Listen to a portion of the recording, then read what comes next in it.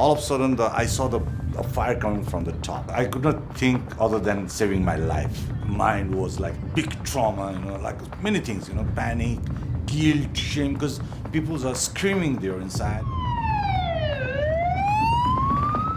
More than 20 people in the restaurants, which is, as we know, is the illegal restaurants. And then they get fire, and people cannot really get exit. 8 guests were charred to death at an illegal restaurant in Hong Kong's busy Yamatei district 2 months ago. The fire has reignited worries about the city's dangerously old buildings and the illegal restaurants they house. The building is already 50 years old. There's a lot of problems of the fires because of the subdivided fat. Hong Kong's tiny South Asian minority, in particular, finds itself the most vulnerable. The fire happened in an area heavily dominated by people from India, Nepal, and Pakistan.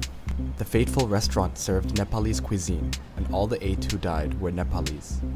This area, the Yamatei, Yau Tsim Mong area, is a very popular place for ethnic minorities to live. The area has many dangerously old buildings, with little or no fire safety mechanisms. It's one of Hong Kong's most densely populated and has more restaurants than any other district.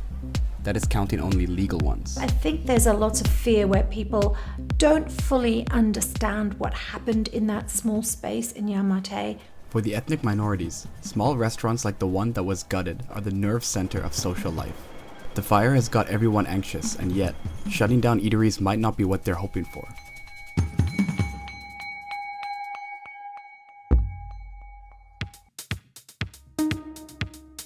In Hong Kong, you are never too far from a restaurant. Small houses and busy life mean eating out is more a daily chore than a leisurely outing, and this is nowhere more profound than in Yau Tsim Mong. Perched on the tip of Kowloon Peninsula, this district has more restaurants per person than anywhere else in Hong Kong. It's nearly as densely populated with restaurants as Washington, D.C. and Paris. It has 1,800 small and big restaurants, and those are just the ones registered with the government.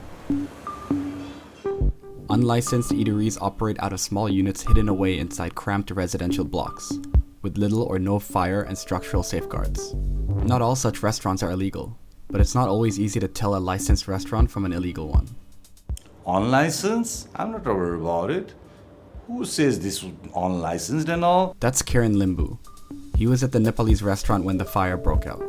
He escaped by yanking open a window grill and jumping onto a window scaffolding on the first floor. He lived on the floor above the restaurant and often ate there. Whenever I'm going any restaurants, I don't know whether it's legal, licensed, unlicensed. Like even if any other nationalities want to go there, a Nepalese need to accompany them. The fateful restaurant didn't exist in government records. It was basically a residential unit turned into a restaurant. Similar eateries continue to operate and are in fact popular with ethnic minorities. We know that ethnic minorities in Hong Kong, they are very difficult to find some places that they can gathering and they can get together. That's Vincent Cheng Wing Shun. He is a member of the Legislative Council, or the LegCo, from Kowloon West. He represents the area where the tragedy happened. Just 1% of Hong Kong residents are ethnic South Asians, but a chunk of them live in this area. It's not enough public area for them to have some time for themselves. So they used to go to the friend's house, in the old buildings, and just like the accident where the accident happened, maybe there are small restaurants. They used to get there to hang out together. Owners must obtain a full license to operate a restaurant in Hong Kong. But those that can't meet the legal standards often misuse the facility of a provisional license, which sets slightly lenient operational standards until a full license is granted. It's not like the government doesn't know. In 2018, a LegCo member pointed out a restaurant had been operational for 2 years with just a provisional license, and despite being prosecuted as many as 20 times.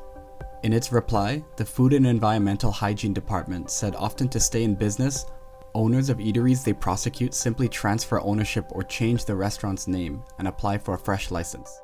Simply put, only the paperwork changes, while customers continue to be exposed to all the physical hazards at these restaurants.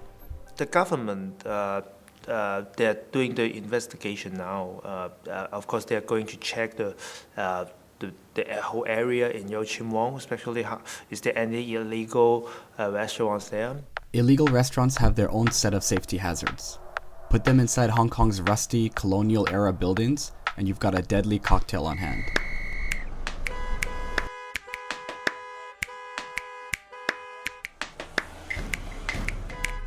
In 2007, the city enforced a law requiring buildings built before 1987 to be upgraded to meet structural and fire safety standards. As many as 13,500 buildings qualified this criteria. Many of these are tenement buildings that housed the city's poor during British rule. The restaurant in Yamatei that caught fire was in one such building. It didn't have a fire exit. By October 2020, the government had inspected about 70% of these dangerously old buildings. It found 4 in every 5 buildings didn't meet modern fire and structural safety standards. I would say that Hong Kong has many illegal structures. A lot of ethnic minorities do live in these kinds of homes. That's Shalini Matani, founder of the Zubin Foundation, a think tank and charity that works with Hong Kong's ethnic minorities. The Yamatei Yau Tsim Mong area is a very popular place for ethnic minorities to live. A lot of grocery stores, there's a lot of history, there's the wonderful mosque, there's the Hindu mandir. Shalini says her colleagues have met with community members after the fire, and everybody seems scared. Fear of light, the fear of power, the fear of candles. We've seen more people genuinely scared about, lighting candles. And so I think we need more transparency about and an investigation to understand what happened. We have a lot of ethnic minority people, who from Pakistan, India, Nepal, and Thailand, and they are also a Hong Kong people as we treat them. They work here, they're working hard. The fire department should do the investigation, but on the other hand, we also have to face the problem that they have not enough spaces. I do think that Hong Kong is not giving enough attention to them. For many ethnic minorities in Hong Kong, small restaurants serving up flavors of home and offering a familiar environment are a way of life. Quality of food, yes, that's one of the things. The authentic thing, see, when we are coming here, at least we need to wear the shoes, right? You can go in a slipper there, right? And you can see only the Nepalese crowd there. Some privacy, some things like that. Price friendly, and many things that you can never find in this sort of places. You can find there. In Hong Kong, if you want to rent a place to do the restaurant, you have a really high investment in that. This is not easy for the ethnic minorities to do that. There's a lot of social enterprise. The social company can get funding subsidies from the government. The government should suggest those people who want to make the ethnic minority restaurants. They should try to apply for the subsidy to run those systems, for run those restaurants. This is one of the solutions that in the future they can try.